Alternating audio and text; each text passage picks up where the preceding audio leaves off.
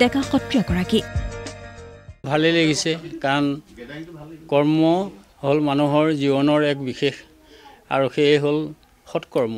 তো আমি শৈশৱৰ পৰা আমাৰ পিতৃ ৰুদ্ৰকান্তদেৱ গোস্বামী সত্ৰাধিকাৰ চামগুৰি সত্ৰ এজন শিল্পকৰ্ম সাধক, সংস্কৃতিৰ সাধক, তেখেতৰ পৰা এই বিদ্যা গ্ৰহণ কৰিলোঁ। আৰু সেই বিদ্যা আমাৰ অসমক দি থৈ গ'ল আমাৰ মহাপুৰুষ শ্ৰীমন্ত শংকৰ গুৰুৱে।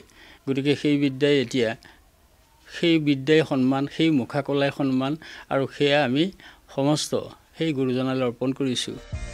মৰাণৰ ফটিকাচোৰা অভয়াপুৰীৰ হস্ততাঁত শিল্পী হেমপ্ৰভা চুতীয়াইও লাভ কৰিছে পদ্মশ্ৰী।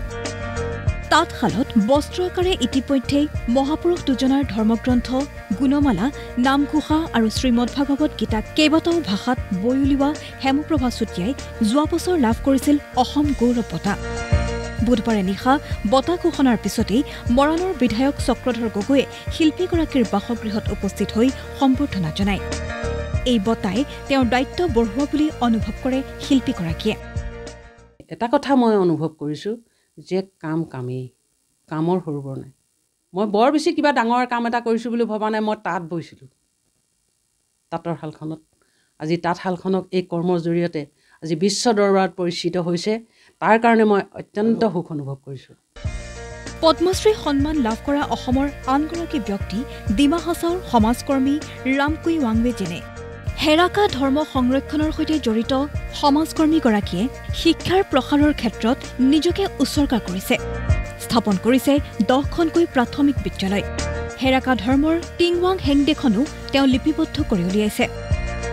বঁটা লাভৰ খবৰ পোৱাৰ পিছতে প্ৰতিদিন টাইমৰ আগত তেওঁ প্ৰকাশ কৰিলে নিজৰ প্ৰতিক্ৰিয়া।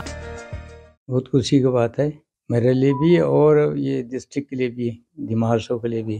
इतना साल से तो काम करते हैं, लेकिन ये सब अवार्ड के लिए तो काम नहीं किया, कभी सोचा भी नहीं ऐसा अवार्ड मिलेगा।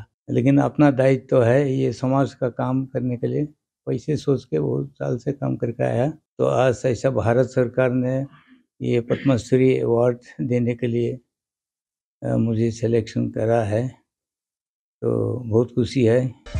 ब्यूरो रिपोर्ट, प्रतिदिन टाइम।